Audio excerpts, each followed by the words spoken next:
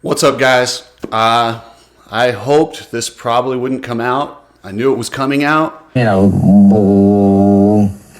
with the coons.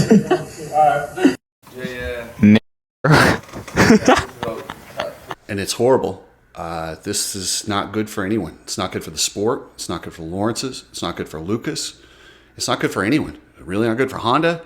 Before I get into it, I just want to remind you guys I'm able to do my shows because of Nano-Extreme, best pain cream out there. Coach Rob Beams, click the link for his training consultations. Ride Strapped, Precision Transport, and Alias MX gear. After seeing this video, I'm not in a real mood to do an enthusiastic video, but I want to explain my take on this whole situation. It's not good, man. It's not good. So I reached out to Lucas, asked him if I could use this footage. He said I could. So this is what Lucas posted on Instagram. This is the full video, unedited. I'm going to bleep the last word, the N word. I think we all know what that word is because I don't want YouTube or somebody to come after my account because I posted that word. That's the word Jett Lawrence used. Enough's enough. Since the 23rd of January, since the false accusations press release of my firing by Wasserman, the accusations by the Lawrences, it's been months now. It hasn't let off. They haven't let off.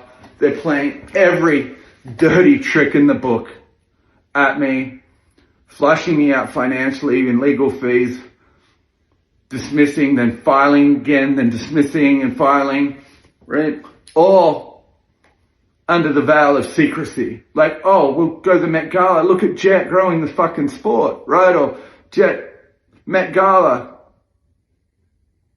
All while painting me as a thief, as a terrible human online that I can never get back. I can work the rest of until my last breath to fix the damage done. But forever, there'll be an asterisk. There'll be a question mark. Maybe one day you can get to a point that you fix what was taken from you. But it hasn't let up. Hunter Lawrence calling Maverick, my ex-wife, Maverick's mum, and trying to pit her against me and cause more issues personally for myself. From teams, from parents being called rubbishing myself, from promoters, from the athletes who chose to leave Wasserman in this because of this, the harassment, the lies, the constant beating they are getting because they chose to have a backbone, morals, ethics, and decided, hey, regardless, without knowing the truth, or without knowing, or jumping to a conclusion, or jumping to a story Michael Lindsay was commissioned to put out because of the Lawrences, or Steve Mathis, or whoever. They decided to wait. They decided to go, you know what? I had no reason to believe this was true. And then they're getting repercussions and getting smashed. And enough's enough. On the 23rd of January, they painted me as a thief, as a criminal, as a scumbag who stole money from these athletes. Can't get any worse on an accusation. Even went as far as there'll be FBI, police, investigation. I'll be going to jail. None of that happened. None of it is true. No police investigation, not even a phone call. No one's ever questioned me. Not even conversation, but anyone involved. Not even like, hey, nothing. I've attacked as hard as I can. I've done everything in my power. But now, I'm going to paint them for what they are. But with the evidence that eventually is going to come out in court that shows them the real them. It's not an accusation. I'll show you the proof. I'll show you everything, because I'm not going to wait till court. I'm not going to wait for this to be these animals who did this to me, my son, my family, my friends, my colleagues, to everyone I cared about who's been a victim in this. So I'm not going to wait till court, right? Like I've been saying, truth's coming, truth's coming. I'm going to show you. Jett, Hunter, Darren, Emma, Aidan Pennell, Travis Clark, Scott Lindley, Jacob Hayes, and a few other. It's all going to come out. You're not getting off. You're not going to squash me in legal fees, and I'll figure that out. If I lose my house, if I lose everything, that's okay. I started from nothing. I came to this country with nothing. It doesn't define me. It doesn't make me. And in fact, it hasn't brought anything great, right? Money isn't the answer. Money isn't anything.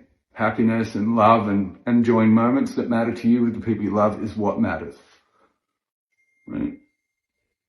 I wasn't afforded justice. I wasn't afforded any sort of rights that anyone else in this country, planet, is afforded. I was prosecuted via media, by a press release, in an unprecedented attack on public figure or an agent or by public figures, right? And it starts with fighting back, right? I've consulted with my attorneys, right? I'm ready for any repercussions or whatnot, but this is the truth. This is my truth. This is the hell I'm living. And I got to look back at this time and know I did enough. And just playing the game by their rules, they're set for it. They're absolutely ready for it. This is their game. Well, fuck those rules. I'm introducing you to the real people behind what's happened here, and you guys make your own call. I'm not calling anyone anything other than what they are. Episode 1. You know, with the coons.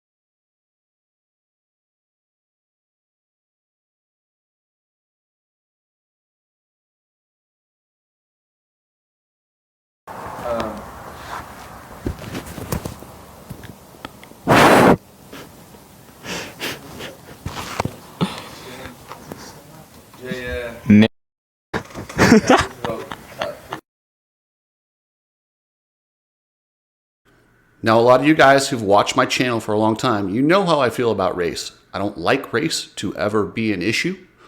I think we should all be judged on our own merit, not what we were born. A lot of people look at racism and they go back to, a lot of the atrocities of the past with white people towards black people. And yeah, it's completely imbalanced as far as what black Americans have had to deal with, or blacks anywhere. Our society has gotten much better, but the narrative is kind of flipped. Typically, these days, I see more racism from black to white instead of white to black, but it doesn't make racism of any kind okay. It's absolutely disgusting. It's awful. And for somebody of Jett Lawrence's stature to think it's okay to just throw that word around, and to refer to them as coons, I wanted to puke. I really wanted to puke. I'd heard about this video, but seeing it is more impactful and is even worse. It's even worse than I thought it was. People have asked me, why are you defending a guy who stole? Because I've seen the evidence. He didn't steal. He did not steal. And I've said it, and I'll say it again. Lucas is not a perfect person. Him and I have had our own little issues. But at the same time, he didn't do what they accused him of doing. I do wish this video never saw the light of day. I do wish Jett Lawrence had never said this. And it would have never seen the light of day if Jacob Hayes, Travis Clark, and whoever else at Wasserman decided to destroy Lucas Myrtle, and they used the Lawrences as their way to do it. I don't even know what else to say. I'm thoroughly disgusted. I know the NASCAR driver who yelled the N-word in a video game got a year suspension. I'll be honest, I think this is much worse than what that guy did. I think this is really, really bad. I don't know what the organizations do from here, but I don't know how you can trot Jett out there as your representative, knowing that he said this and laughed about that little smirk after saying it. Like, and I'm not for cancel culture, but at the same time, you can't do this. You can't let race divide us. I don't even know what to say. It's a sad day for the state of Supercross and Motocross right now, that the best rider on earth is on video doing something this atrocious. And this isn't just a one-time slip up. I reached out. I talked to people at Honda. No, I'm not going to name them. Heck no. But I talked to people inside the organization who have been very close to this situation. And I tried to get an idea if this was a one-off stupid thing or if this is a pattern. It's a pattern. Originally, I had fought to keep this video quiet because I thought it's got to be just a one-off. But after talking to the people I talked to at Honda and hearing some of the things that they've done and said, do you guys think the comment about Joe calling him sushi was just a joke now? And that's why I said that the other day. I'm like, this isn't funny. This isn't funny when somebody really thinks that way and they treat people that way and they do it in a mean-spirited manner. If somebody's truly not racist, I don't have a problem making stupid jokes. Probably not in good taste by calling, Joe sushi, but Joe's a great guy. He's not going to get mad. It's not that big a deal to him. But knowing this is how they think and how they operate, I don't even know. I'm speechless, guys. I'm really speechless. I don't know what happens next, but I'm pretty disappointed. Really, really disappointed. Like I said, guys, I hadn't seen this video until right before this. So I'm still reeling from actually seeing it with my own eyes and realizing it's actually much worse than what I had imagined. So I don't know, man. You guys tell me what you think, but I'm disappointed. I don't know what the Lawrences do from here or where Jett goes. How is he supposed to face Malcolm Stewart after saying something like that? How is he supposed to look anyone in the eye of a different race and say, oh, I'm not racist? That little video he did where he said, I love Americans was cute. Hey, you're American, right? Yeah. Oh, I love you. I just love Americans. I love you too, bro.